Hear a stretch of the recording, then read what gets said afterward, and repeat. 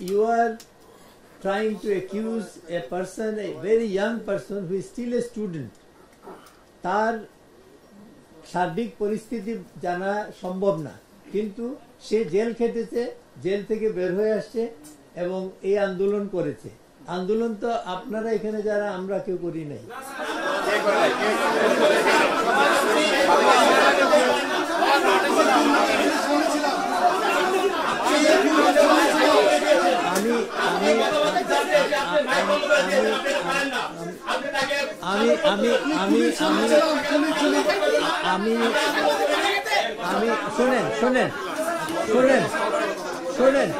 শোনেন আপনারা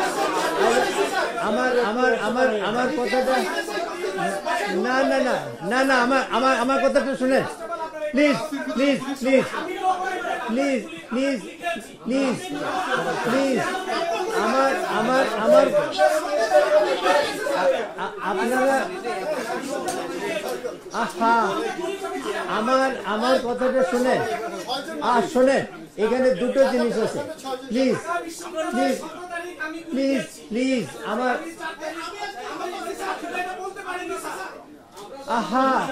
আপনারা শোনেন শোনেন শোনেন আপনারা না না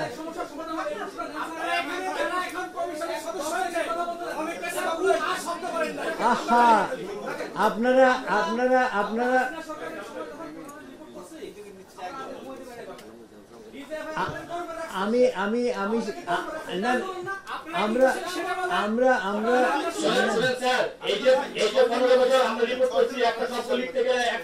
আমি জানি, আমি সেটা আমি বুঝবো না কেন।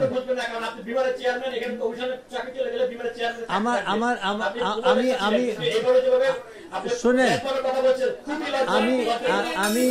আমি চাকরি না না না আমি কোনো চাকরি করি না, আমি কোনো চাকরি করি না, না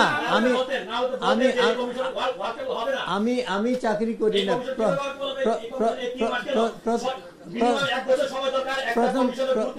আপনি কয়টা দপ্তর থেকে ইনফরমেশন নিয়েছেন যে কি ধরনের প্রবলেম হয়, কি ধরনের ফর্ম আছে, সেই ফর্মে কি পরিবর্তন আনতে হবে? সেটা যদি না হয় এই কমিশন কি কমিশন? আপনি যখন কথা বলতে দিচ্ছেন না, এখন এই পরিস্থিতিতে আমি কথাগুলো বলতে বাধ্য হচ্ছি। আপনি কয়টা সরকারি অফিস থেকে চার্জ নিয়েছেন যে এই সেবা প্রদানের যে চার্জ দেওয়া হবে কি সমস্যা, কি কারণে ইউ হ্যাভ দিস না না না তো হোয়াট মেক্স ইউ ফিল যে আমরা তথ্য নেই নাই?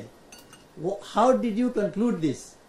এক নম্বর। দুই নম্বর হলো যে আমি যেটা বলতে চাচ্ছি সেটা হলো যে হ্যাঁ, সাংবাদিকরা যখন এই আন্দোলন হয়েছে সাংবাদিকরা ছিলেন এবং অনেক সাংবাদিক আহত হয়েছে, বাট আন্দোলন শোনেন মারা গেছে,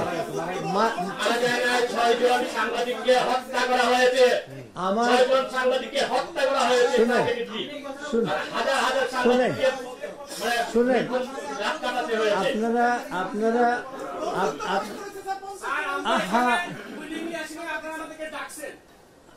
যদি আমাদেরকে কিন্তু আমাদের স্বপন ভাই বাসা ভাই প্রথমে বলেছিল যে আপনারা আগে বলেন, দেন আমরা বলবো। আপনারাই বলছেন আমাদেরকে বলতে দেন, কিন্তু আমরা যখন বলতে আছি আপনারা কেউ শুনতে চান না না না শুনতে দেন না কেন?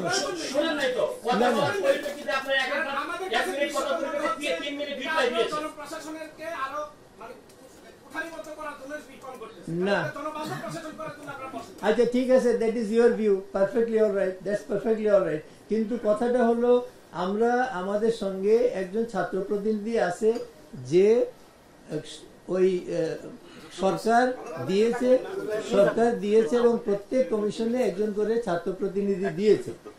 সেইটা আমরা যদি না শুনবার জন্য হতো তাহলে আপনাদেরকে এই যে এতক্ষণ আপনার কথা বললাম, আপনারা যখন কোনো একটা ইস্যু রেজ করেন তখন তো সেটা বলতেই হবে। সেই জন্য আমরা কোনটা আমি না না না না আচ্ছা শোনেন আপনারা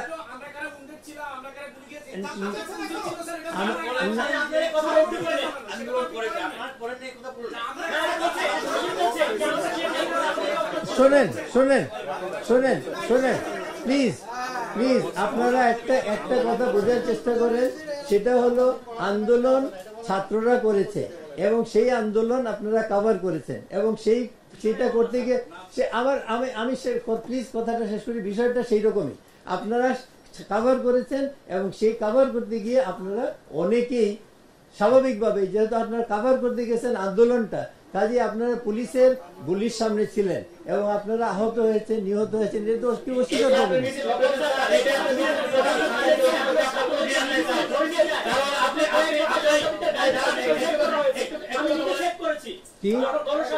একটা বিষয় হলো যে আপনি অনেকক্ষণ কথা বললেন, আমি এতজন মানে 5ই আগস্টের পর সরকারি এত কর্মকর্তাদের প্রমোশন এবং তাদেরকে পদায়ন এবং তাদেরকে পুনর্বাসন করা কেন দরকার হলো? তারা তো আন্দোলনে ছিল না, তারা কই ছিল? আপনি বলেন সাংবাদিকরা কিছু করেন, আমি আপনার কথাও যদি আমি কিছু করেনি বললেন এই তো বিশ্ব কিভাবে জানলো? আমি তো বলি নাই যে পুনর্বাসন যদি করার দরকার ছিল, প্রধানের জন্য সচিবালয়ে মারামারি, হাতাহাতি, এই ক্যাবিনেট সেক্রেটারি রুমের সামনে হলো যে অনশন, এগুলা কারা করছে? তারা কি, তাদের ভূমিকা কি ছিল? ছিল না। কিন্তু সুযোগ সুবিধা সরকারি কর্মকর্তারা সব সময় আগায়া। আপনারা কেউ এই সরকার আসার পর কোন সাংবাদিকের বিষয়ে পথ প্রতিষ্ঠা বন্ধ হয়ে যাচ্ছে, তাদের বিষয়ে কোনো খবর নেওয়ার চেষ্টা করে নাই। সরকারি কর্মকর্তাদের বেতন বাড়ানোর জন্য সুপারিশ চলতেছে, কোন সাংবাদিকের আগের বেতন পায় কিনা সেটা কেউ খবর নিচ্ছে? আপনি কিছু লাগবে না, সচিবালয়ের মধ্যে যে চিকিৎসা কেন্দ্র আছে সেখানে নরমাল কোন সাংবাদিকদের চিকিৎসা পায় না, সরকারি কর্মকর্তা হইতে হয়। আপনি আমাকে যদি ব্লেম দেন দিতে পারবেন, কিন্তু আপনি নিজের জায়গা থেকে কি করছেন আগে সেটা দেখতে হবে। আর আরেকটা বিষয় বলি,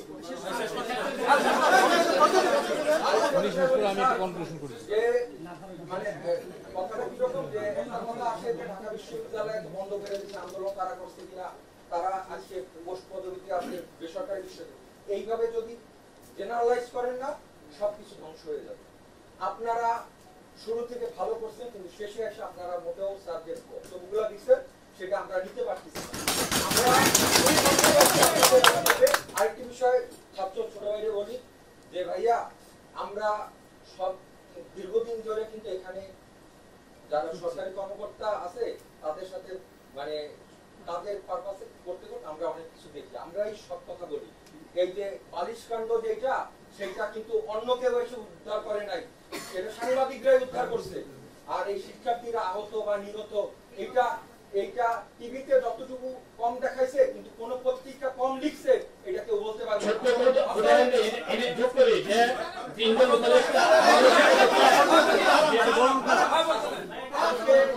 আজকে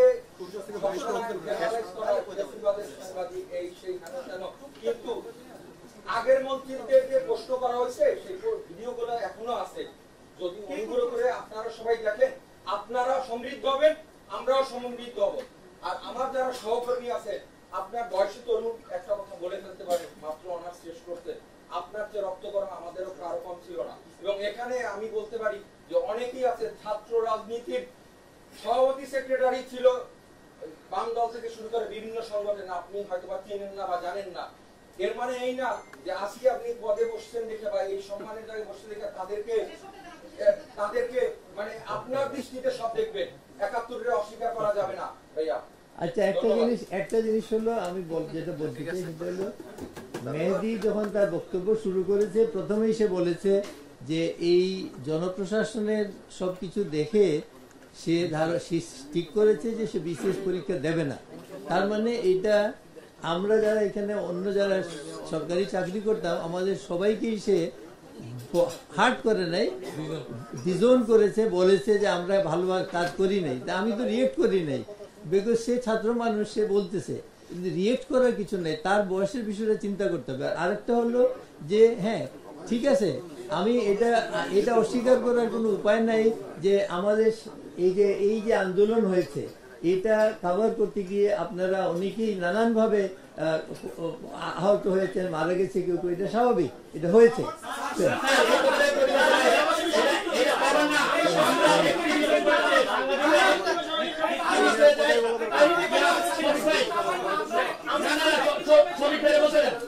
আহা আপনি আপনি আপনি শুনেন শুনেন শুনেন আহা আচ্ছা শুনেন না না না না না না শুনেন শুনেন শুনেন আপনি আপনি না না না আমার প্রশ্নটা হলো আপনি যে গিয়েছেন ওখানে আপনি সাংবাদিক হিসেবে তো গেছিলেন আমার কথাটা হলো না না দায়িত্ববোধের জায়গা থেকে গেছেন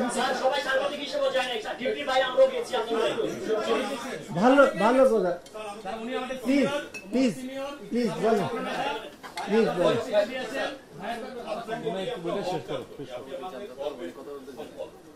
বাংলাদেশ না সমস্ত পৃথিবীতে যে তিনজন নৃত্যগুলি তার মধ্যে আপনি একজন। আপনার জন্ম বাংলাদেশে, আমার হতভাগা শহীদের জন্ম বাংলাদেশে, এই কারণে আমি অহংকার বোধ করি। স্যার আর এই ছাত্র আন্দোলন শুধুমাত্র ছাত্র আন্দোলন নয় স্যার, ছাত্র জনতার আন্দোলন।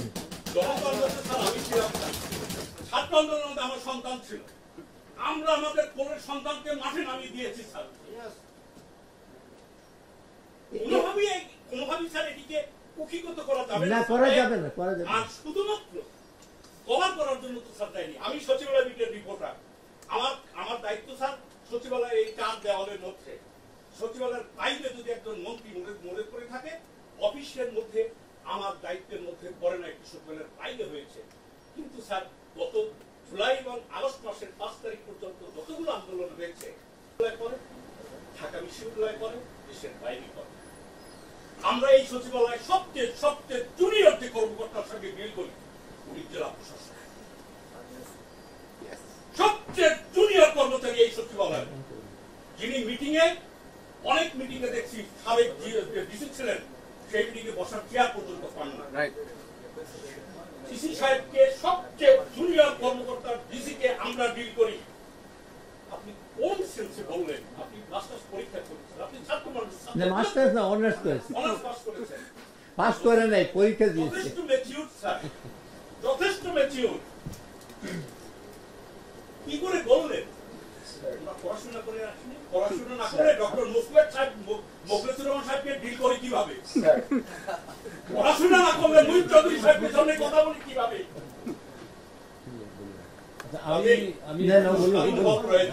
আপনাদের প্রতি দরদ আছে, আপনাদের প্রতি মায়া আছে, আপনাদের প্রতি মমতা আছে এবং থাকবে। আপনি এই কারণে আপনাদের মতো সন্তানরা আমার ঘরে আছে, আপনারা সেই জায়গা থেকে রাখেন।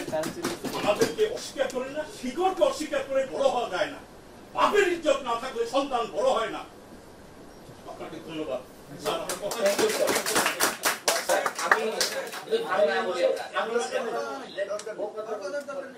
আমি হচ্ছে 2 মিনিট কথা বলবো, হচ্ছে আপনাকে সরিটা বললেন, তারপর কথা শুনবো। আমার সত্যচয়নে যদি আপনারা কোনো কষ্ট হয়ে থাকে আমি সরি। এখন কথা হচ্ছে, মানে আমি যেটা বলতে চাইছিলাম যে আমাদের 80 বছরে 4টা বড় বড় বিপ্লব হয়েছে।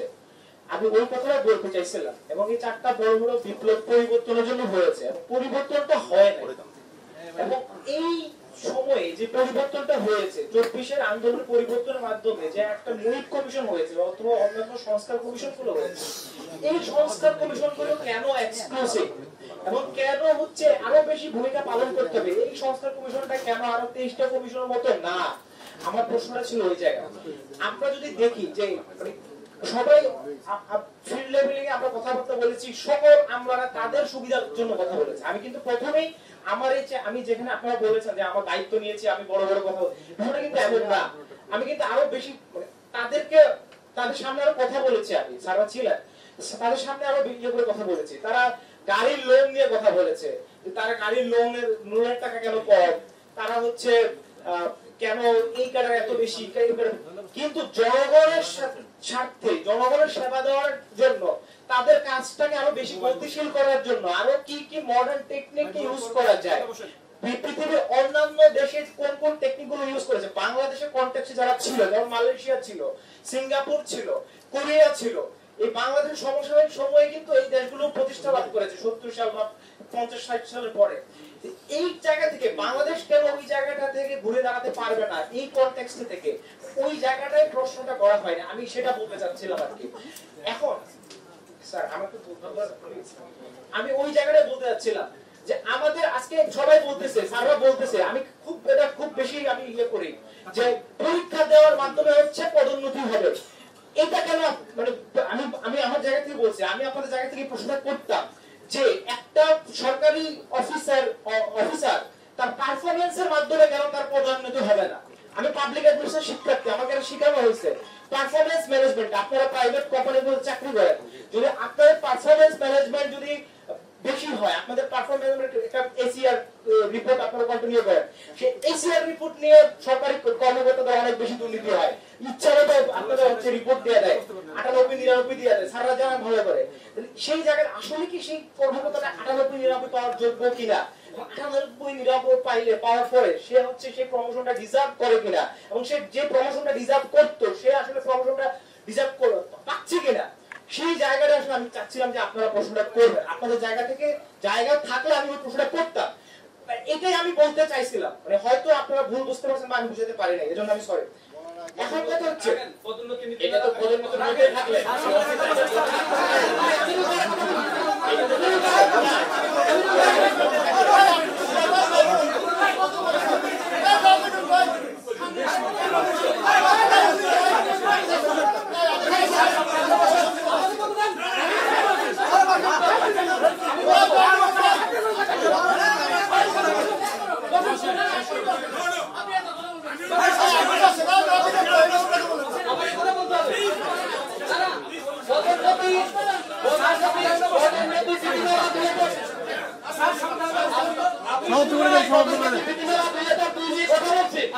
সেখানে এই কথাটা আনছি, পদোন্নতি নীতিমালা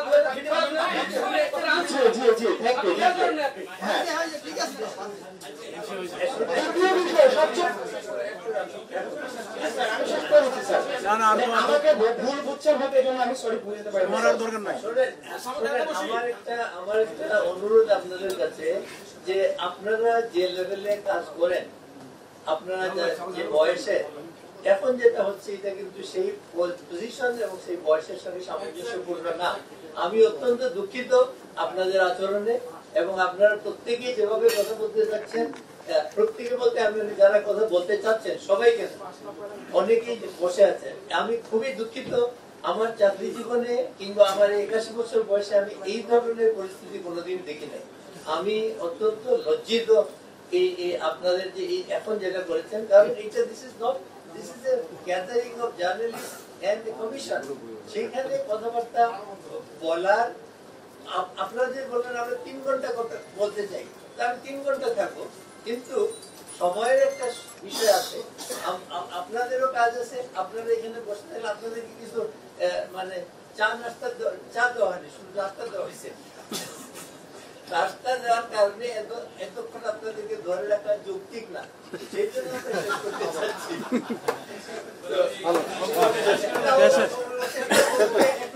প্লিজ আপনারা শেষ করতে দেন। আর বাকি আরেকটা আমার অনুরোধ, এই গত 15 মিনিটে যা হলো, এটা I don't want this to be reported. We are a family. Sure. আপনাদেরকে ফ্যামিলি মনে করে আমরা এখানে আপনাদের সাথে বসি।